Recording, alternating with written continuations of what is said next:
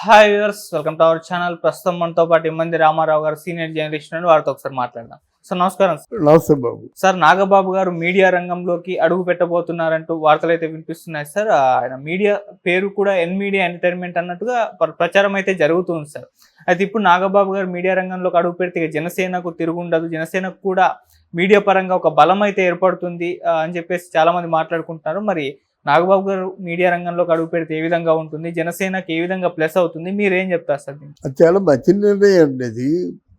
ఎందుకంటే ఇప్పుడు నేను చెప్పాను కదా, Nagababu should look into the party నిర్మాణంలోనూ పార్టీలో కార్యకర్తల్ని అంటే పోగు చేసుకోవడంలోనూ ఆ కార్యకర్తల తాలూకు యోగక్షేమాలు చూడడంలోనూ నిరంతరం ఉండాలన్నమాట. ఈ మీడియాలు ఉంటే నిమిషాల మీద పార్టీలో ఎక్కడ ఏం జరిగినప్పుడు కూడా తెలుస్తాయి. ఇమీడియట్గా డిజిటల్ ఛానళ్ళ ద్వారా వాళ్ళు ఇప్పుడు ఎవరికో ఆర్థిక సహాయం కావాలి, ఏదో గాయపడ్డాడు, దిక్కు దివానం లేదు, మంచి జనసేన కార్యకర్త, ఆ తక్షణం వైద్య సదుపాయం అందాలంటే ముందు ఇక్కడి నుంచి ఎవరికి హాస్పిటల్ కన్సర్న్ వ్యక్తి ఫోన్ చేసేసి ఆ డబ్బు వెంటనే పోస్టులో ఫోన్పే చేసేస్తారు, సౌలభ్యంగా ఉంటుంది కదా. అయితే నాగబాబు గారికి అది నా ఇష్టం, అది నా తాలూకు ఆలోచన. ఫిల్మ్ డెవలప్మెంట్ కార్పొరేషన్ చైర్మన్గా నాగబాబు చేస్తే ఏముంది, ఆడ పని ఉండదు, పాట ఉండదు. దీనికి ఏదైనా ఇంకా మంచి పొజిషన్, ఒకవేళ నాగబాబు కానీ ఈ వీడియో చూసినట్టయితే, మనం వీడియోల మీద విశ్వాసం ఉంటే అది ఆచరిస్తే బాగుంటుంది. ఏంటంటే ఆయనకో ఛాలెంజింగ్ పోస్ట్ ఏదైనా ఉంటే బాగుంటుంది. ఈ వయసులో మళ్ళీ పనిచేస్తాడు. మళ్ళీ ఇప్పుడు ఆ ఆయనకి ఫిల్మ్ డెవలప్మెంట్ కార్పొరేషన్ చైర్మన్గా ఉన్నా లేకపోయినా నాగబాబుకి మన ఎవరైనా పేరు మన తమ్మారెడ్డి భరద్వాజ ఇత్యాది వీళ్ళకి ఎప్పుడు జనసంచారం ఉంటుంది, మనుషులతో కాలక్షేపాలు ఉంటాయి. అలా కాకుండా డిఫరెంట్ ఫీల్డ్, డిఫరెంట్ వర్క్. ఇప్పుడు పార్టీ నిర్మాణం లోకేష్ చేస్తున్నాడు, ఇక్కడ నాగబాబు చేస్తే బాగుంటుంది. ఆ ఫిల్మ్ డెవలప్మెంట్ అయిపోయినట్టు నాకు అది ఎందుకో అది ఆలోచన రావటం లేదు. ఇంకేదైనా కొంచెం ఛాలెంజింగ్ రోల్ తీసుకుంటే బాగుంటుంది. ఈ ఛాలెంజ్లు ఒకవేళ తిరుమల దేవస్థానం చైర్మన్గా వచ్చినట్టయితే ఇంకా ఆయనకి జన్మ సార్థకం అయిపోయినట్టే. ఆయన పడిన కష్టానికి తగిన ఫలితాన్ని భగవంతుడే నేరుగా భగవంతుడే ఇచ్చినట్టుగా నేను ఫీల్ అవుతున్నాను. ఇప్పుడు మీడియా పెట్టడం అన్నది ఇప్పుడు అధికారంగా అనధికారంగా మీడియా పెట్టినట్టే, అర్థమైందా? ఇప్పుడు సపోజ్ పవన్ కళ్యాణ్ ఉన్నాడు, నేను 3 సంవత్సరాల నుంచి పవన్ కళ్యాణ్ తాలూకు క్యారెక్టర్ని, పవన్ కళ్యాణ్ తాలూకు విలువల్ని, ఈవెన్ ఎలక్షన్ ముందు కూడా మనం అంటే కంప్లీట్గా ఎవడైనా వచ్చి కొట్టేసి చంపేసి ఏం చేసినప్పుడు కూడా సిద్ధపడిపోయి చెప్పాము. ఇది ఆయన ఛానలా కాదు కదా.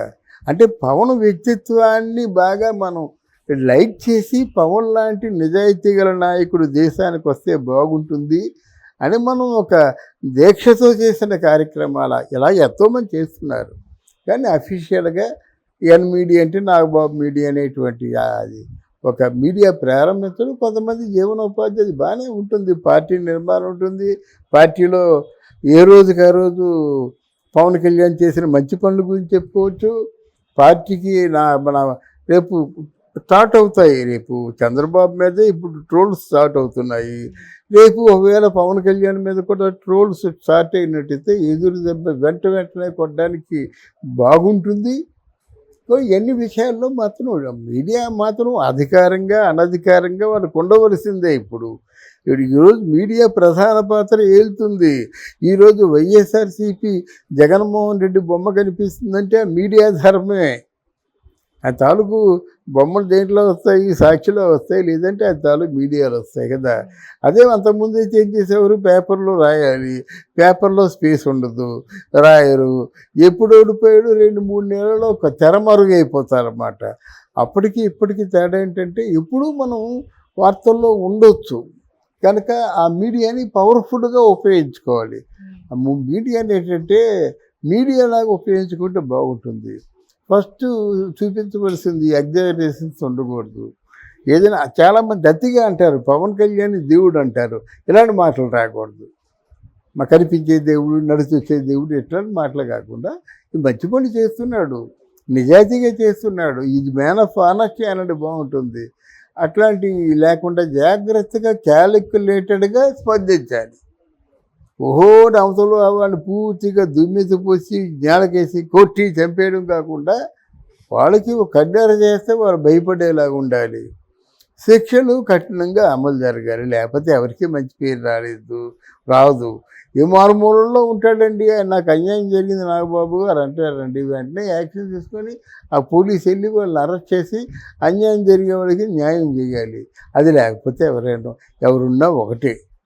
ఈ మీడియా తాలూకు పరమార్థం ఏంటంటే, అంటే అక్కడ న్యాయపీఠం మీద న్యాయాన్ని, న్యాయస్థానాన్ని, న్యాయ దేవతని సజీవంగా నిలబడాలన్నమాట. ఇప్పటికే ఎన్నో గాయాలు పాలైపోయి ఆ న్యాయదేవత ఉందో లేదో కళ్ళకు గత్తలకు అడ్డమే కదా, ఆవిడ కిడ్నాప్ చేశారేమో అనేటువంటి భయం మనకు ఉంది.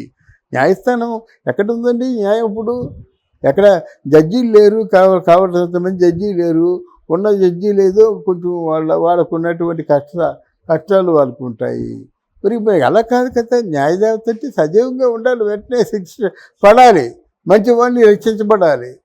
ఆ దిశగా నాగబాబు గారు ఆలోచిస్తే బాగుంటుందని కోరుతున్నాను. సార్, ఇప్పుడు ఈ మీడియా పెట్టడం వెనుక పవన్ కళ్యాణ్ గారు కూడా ఏమైనా సపోర్ట్, మద్దతు ఉందా, లేకుంటే నాగబాబు గారికి ఇండివిజువల్గా స్టార్ట్ చేస్తారనుకోవచ్చు? ఇప్పుడు మీరు ఒక 5 సంవత్సరాల పాటు మార్కెటింగ్ రెవెన్యూ గురించి అడగొద్దు. ఆ మీడియాకి మాకు వద్దురా బాబు అడ్వర్టైజ్మెంట్లు అంటే, సార్ మాది ఉంచండి సార్, మార్నింగ్ న్యూస్ కొంచండి సార్, రాత్రి ఎప్పుడో 12 గంటలు న్యూస్ వస్తుంది కదండి, అప్పుడు వేయండి అని. ఒకప్పుడు డక్కన్ కిరాణికలకి ఎలాగైతే యాడ్స్ వచ్చాయో ఎన్ మీడియాకి కూడా అలాగే యాడ్స్ వస్తాయి. ఈ దెబ్బతో మనకి ఈ యూట్యూబ్ మీడియాలో ద నెంబర్ 1 మీడియా అవుతుంది Nagababu media, the number 1 media. ఇంకెవరో డబ్బులు అమ్ముడు పోవాల్సిన అవసరం లేదు. అలాగని మీడియా అంటే అది ఆ ఛానల్ మెయింటెనెన్స్ ఏదో కావాలి కదా, అడ్వర్టైజ్మెంట్ తీసుకుంటారు, దాని లోపం ఉండదు. ఎప్పుడైతే పుష్కలంగా అడ్వర్టైజ్మెంట్లు వచ్చాయంటే జీతాలు లోపం లేదు. జీతాలు లోకపోయినట్టయితే 3 పువ్వులు 6 కాయల్లా పనిచేస్తారు అందరూ. అంతకంటే మనకు కావాల్సింది ఏమిటి? బట్ నీతికి నిజాయితీకి పెద్దపీట వేసినప్పుడే ఇవన్నీ సమకూర్చాయి. మళ్ళీ మామూలుగా అన్ని యూట్యూబ్ ఛానల్ లాగే మనం కూడా పెట్టుకుంటే దాంట్లో డిఫరెన్స్ ఓపెన్ చేస్తే